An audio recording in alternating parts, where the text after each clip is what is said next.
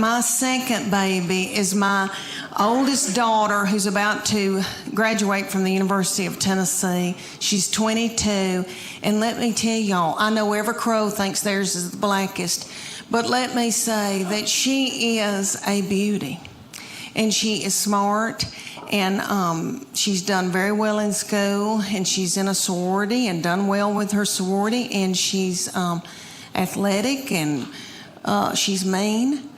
And we're scared to death of her. We walk on eggshells around her. She's not mean to other people or in public. She holds it in so that she can come home and like spew it out onto me. That's okay. That's God's way. But this is what I think happens. When she was a junior, her summer between her junior and senior year, I think that God allows this to happen. And you little girls, that your babies aren't this old, just listen to me.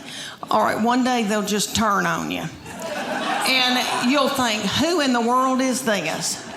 Who's coming down the steps in the morning? We don't know who this is. I think that God allows that because he knows that you're about to let your baby go off to college or whatever they're going to do, and he knows that you're grieving. So he makes them just as mean as he can so that you can let them go. And I believe that. That summer, the very breath that I breathed out of my nostrils made her so angry. We were not allowed to eat cereal in our own home because she couldn't stand to hear us chew. I don't mean to talk about her because she had a lot on her. She had to empty the dishwasher. Stuff like that. That's so hard. Okay, let me tell you about an example when she was probably your baby's age, y'all's little children, because y'all are so cute. Look, their thyroid's still functioning. Y'all still got hair. Good for y'all. Y'all got on little breeches. Yay. Okay. When my middle one, when she was in elementary school, I was so blessed that I got to take them to school and pick them up every day in my minivan. And I would watch them come out, my girls, and I saw them. They were in a good mood. I saw it. All right, they would be goosing each other and waving to all the little children and the principal. See you tomorrow. Okay. Then they come over to my minivan, get in, slam the door. That middle one would take her backpack and sling me in the back of the head with it. She'd say every day something like, I'm starving to death. You don't have a piece of cheese in this car? Your driving's making me car sick. I hate her. Why did you have her? And the baby would be sitting over the back. She'd be going, Mom, Mom, Mom, Mom, Mom. And I'd say, what? And she'd go, Mom, Mom, Mom, Mom. I go, what? I'm listening. She could say some of the craziest things. She said to me one day, did Jesus ever have head lice? How do you answer that? I said, well, baby, I don't know. But if he did, I know he healed it. And they'll be whipping each other and telling each other how bad they hate each other. And then my boy would come out of middle school. He'd get in the car and say something like, you know, they're building a new Home Depot up on 281. Just as happy-go-lucky. So precious. I'm in love with my girls. I'm in love with them, and they're my best friends, especially as they get older. And I know that when I'm in the nursing home, they'll be the ones to come and pluck my chin hairs. But he has been from heaven. Okay, it's so wonderful. All right, well, he got married in September, and when he started bringing his wife around us, he would say to me, "You have a terrible look on your forehead." And I would say, "What? I don't know what you're talking about." But he said, "Mom, she's my best friend, and I want to marry her." They met in college at Berry College. And he said, "She's going to be my wife." And so I'm trying to, it wasn't anything against her. It was anybody that was going to come in and take my boy, because he's the best thing that's ever, all right, he's like the best of their daddy. He's like everything their daddy can't be. Does that make sense?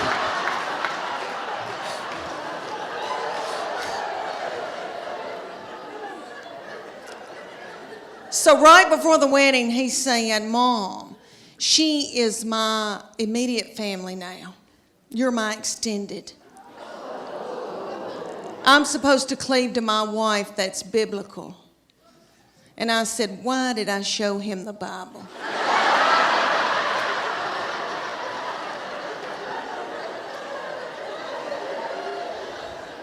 But they had a beautiful wedding, and really, when I got in there and the Holy Spirit was there, and God was in it, and I knew they were supposed to be together, and I love her.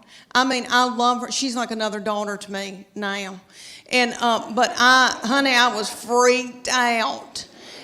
But everything is okay now. And then I got to thinking, how psycho am I that I want to keep him forever and have him live in the basement and be a weirdo. You know, that's twisted. So I was able to let him go. And I believe that God allows this when your children get in about, I don't know, junior, senior in high school, because he knows that you're grieving, because they're going to leave. And he knows that you're going to take to the bed over it. So their junior and senior year, something happens. And they change on you. And they get to be the meanest people you've ever been around. So by the time they're ready to leave, you kick their crap out onto the curb. Her junior year, this started, okay, the very breath that I breathed out of my nostrils made her so angry.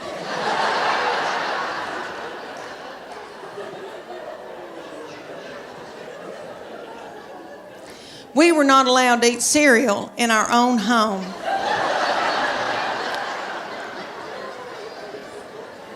Because she couldn't stand to hear us chew.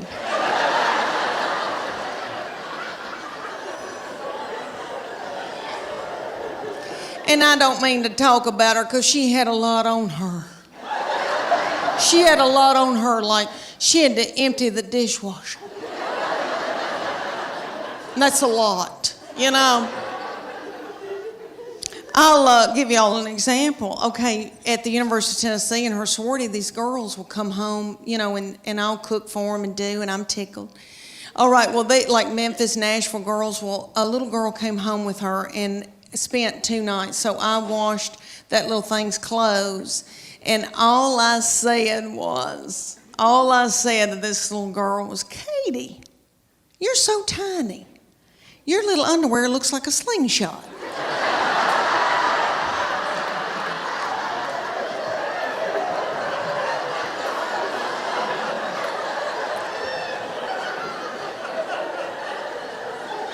That little girl thought it was funny, and my baby went.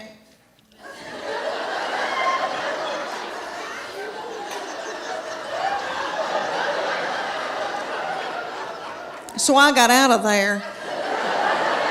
So when that little girl left, I came back in, I went, "What's wrong with me saying that her little penis looked like a slingshot?" I wish somebody'd say my panties look like a slingshot.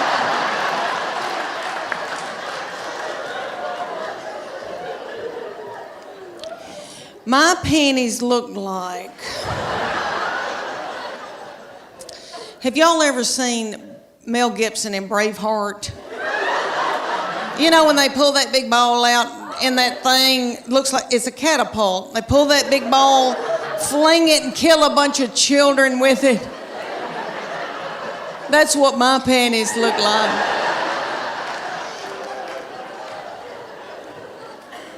Do y'all know who owns Victoria's Secret? I used to buy my panties at Victoria's Secret, but they started cutting me in two. All right. Do y'all know who, seriously, do y'all know who owns it? Satan.